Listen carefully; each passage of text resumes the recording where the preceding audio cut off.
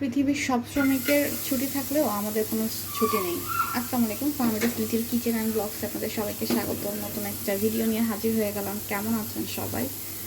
তো ঝটপট সকালে নাস্তা তৈরি করে নিচ্ছি। এখানে কিছু লেফট ওভার পোলাও ছিল, সেটা ভাবলাম যে রান্না করে ফেলি, ভাজি করে ফেলি আর কি। সিম্পল ঝটপট খাবার দাবার। সকালের নাস্তায় আমি খুব বেশি ভেজাল পছন্দ করি না, মাঝে মাঝে এক্সেপশনাল হয় আর কি, but most of the time আমি সিম্পল খাবার রাখার ট্রাই করি। তো এখানে হচ্ছে সকাল সকাল ফ্রাইড রাইস করে নেব আর কি। পোলাও রান্না হচ্ছে, এটাই ডিম দিয়ে ভেজে নিব।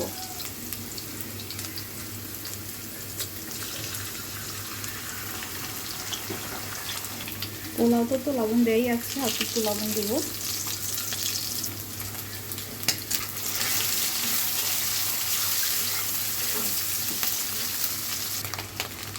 একটু হলুদ দিয়ে দিব।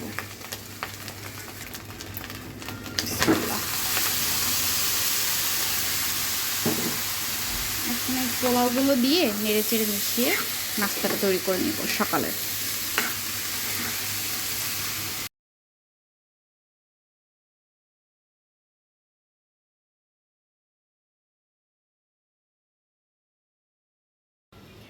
সকালের খাওয়া দাওয়া শেষ, এখন চায়ের পর্ব স্টার্ট করেছি। এখানে দুধ চা করছি, দুধ চা দিয়ে একটু বিস্কিট খাবো। আর এই পাশে হচ্ছে দুপুরে রান্নার জন্য কি কি কাটাকুটি করেছি চলুন দেখিনি। দুনিয়ার সব জায়গা বন্ধ হলেও আমাদের তো আর বন্ধ হবে না। তো আজকে আমি দুপুরবেলা রান্না করব, ছুটির দিন যেহেতু, দুপুরবেলা রান্না করবো হচ্ছে পুঁই শাক। আর হচ্ছে পুঁই শাক রান্না করব পাঙাশ মাছ দিয়ে, পাঙাশ মাছের মাথা দিয়ে। এরপর হচ্ছে রুই মাছের ডিম ভুনা করব টমেটো দিয়ে। আর এই যে এখানে সব পেঁয়াজ কাঁচামরিচ কেটে নিয়েছি। এখন একটু চা খাই, চা খেতে খেতে তারপর হচ্ছে একটু গল্প গুজব করবো, দেন রান্না করব। চা হয়ে গেছে। সারা মাসে একদিন বা 2 দিনই হচ্ছে আমি চা খাই। চা খাওয়া পরে আমাদেরকে সবসময় চা খাওয়া হয় না। আর ফ্রাইডে হলে একটু চা খেতে ভালোই লাগে, সবাই মিলে একসাথে বসে বসে চা খেলাম।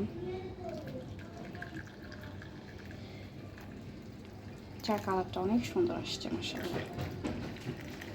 আর আমি কিন্তু এরকম ছাকি না, জাস্ট এভাবেই খেয়ে নেব। গরুর দুধ দেওয়ার কারণে এরকম তেলের মতো আর কি আসতেছে। বিস্কিট দিয়ে চা কাউ কাউ। তো প্রথমে হচ্ছে পাঙাশ মাছের মাথা দিয়ে আর হচ্ছে পুঁই শাক রান্না করব। তো কিভাবে সহজ পদ্ধতিতে রান্না করি সেটাই আর কি শেয়ার করব। মাছের মাথাগুলো আমি লবণ আর হলুদ দিয়ে মাখিয়ে রেখেছিলাম কিছু সময়। এখন প্রথমে একটু ফ্রাই করে নিব হালকা করে। বিসমিল্লাহ।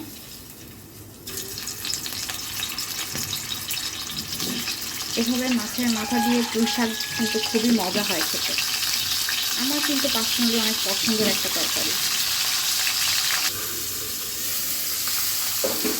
খুব বেশি ভাজবো না, যেহেতু একদম ফ্রেশ মাছের মাথা এনেছে, হালকা করে ভাজলে হয়ে যাবে।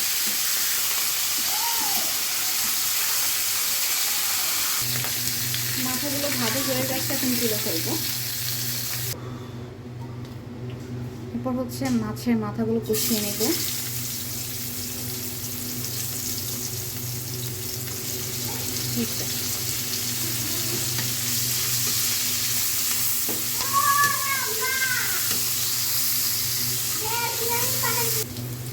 তো মরিচ পেঁয়াজ ভাজার পরে এখানে হচ্ছে আমি আদা রসুন বাটা, তারপরে হচ্ছে পেঁয়াজ বাটা নিয়েছি 1 চামচের মতন।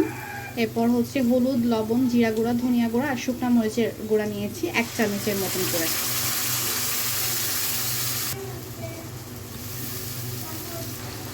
মশলাটা খুব ভালো মতন কষিয়ে নেব।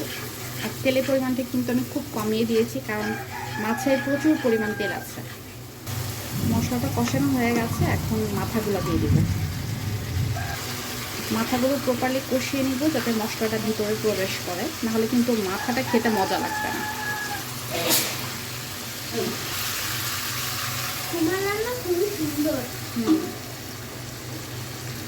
একটু পানি দিয়ে তারপর কষিয়ে নেব। মাথাগুলো কষানো হয়ে গেছে, এখন তুলে ফেলবো, নাহলে কিন্তু বেশি কাটা কাটা হয়ে যাবে। এরপর হচ্ছে কয়েক টুকরা আলু দিয়ে দিব। কিছু টমেটো দিয়ে দিব, এরপর কষিয়ে নিব।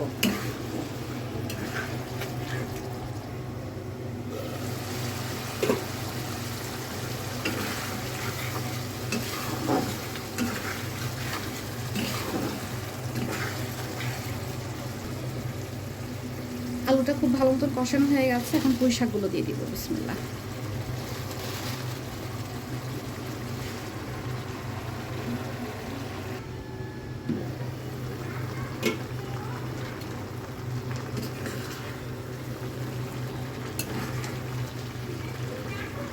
শাকটা আস্তে আস্তে সিদ্ধ হয়ে যাবে, শাকের গায়ে যে পানি আছে এটা দিয়ে আস্তে আস্তে সিদ্ধ করে নিব জাল কমিয়ে।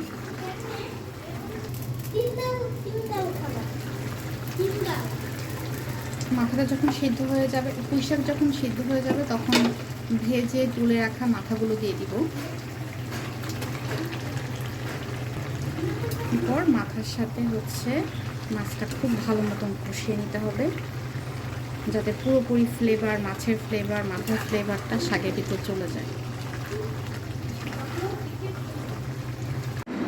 আমি অল্প একটু পানি অ্যাড করে দিব যাতে গা মাখা একটা ঝোল থাকে। আর মিনিট 10 থেকে 15 মিনিট জাল করে আমি হচ্ছে নামিয়ে নিব। রান্নাটা কিন্তু কমপ্লিট, একদম সব কিছু সিদ্ধ হয়ে গেছে আর খুব ভালো একটা ফ্লেভার বের হচ্ছে। এবার কিন্তু আপনারা রান্না করে খেয়ে দেখতে পারেন। পাঙাশ মাছের মাথা বা যে কোনো মাছের মাথা দিয়ে কিন্তু পুঁই শাক অনেক ভালো লাগে। আর পাঙাশ মাছের মাথা আমরা অলওয়েজ এভাবেই রান্না করি। রান্নাটা কেমন হয়েছে অবশ্যই কমেন্ট সেকশনে জানাবেন। কিন্তু বিস্কিট দিয়ে রসমালাই, তাহলে ওই তো নলি দিয়ে হচ্ছে রসমালাই খাবা? কি অদ্ভুত সব খানা আমরা খাই। দই দিয়ে তরমুজ, তারপর বিস্কিট দিয়ে হচ্ছে তোমার রসমালাই।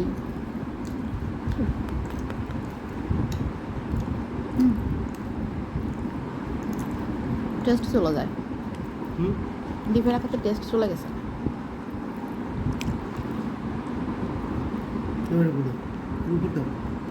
না, আমি এইভাবে খাবো, কনডেন্স মিল্কের মতো লাগতেছে খাইতে।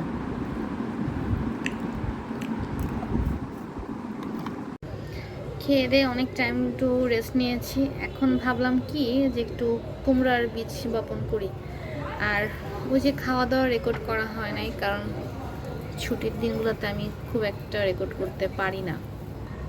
আমার না গাছ লাগাইতে ভীষণই ভালো লাগে, কিন্তু ওরকম স্পেস তো ঢাকা শহরে পাওয়া যায় না যে আপনি মন ভরে গাছ লাগাবেন, তাই না? তো এই গাছগুলো কিন্তু র্যান্ডমলি আমি জাস্ট বিচি লাগিয়েছিলাম, মানে জাস্ট এমনি বিচি ছড়িয়ে ছিটিয়ে দিয়েছিলাম, তাই জন্য হয়েছে আর কি। এখানে করলা হচ্ছে, ইন্নালিল্লাহ।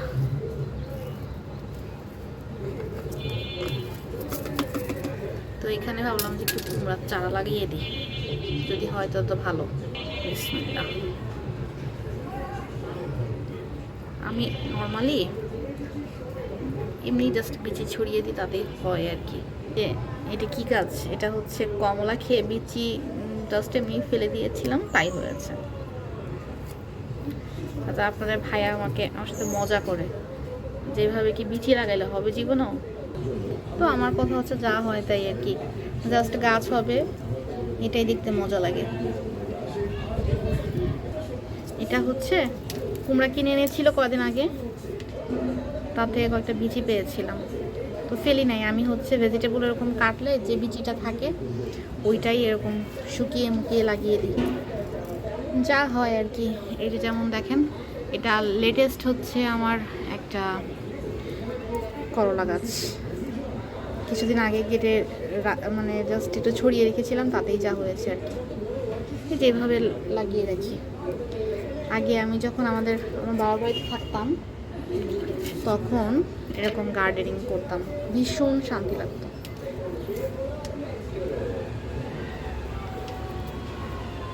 তো ঠিক আছে, বিকালে এরকম মন ভালো করার জন্য গার্ডেনিং করলে ভালোই লাগে।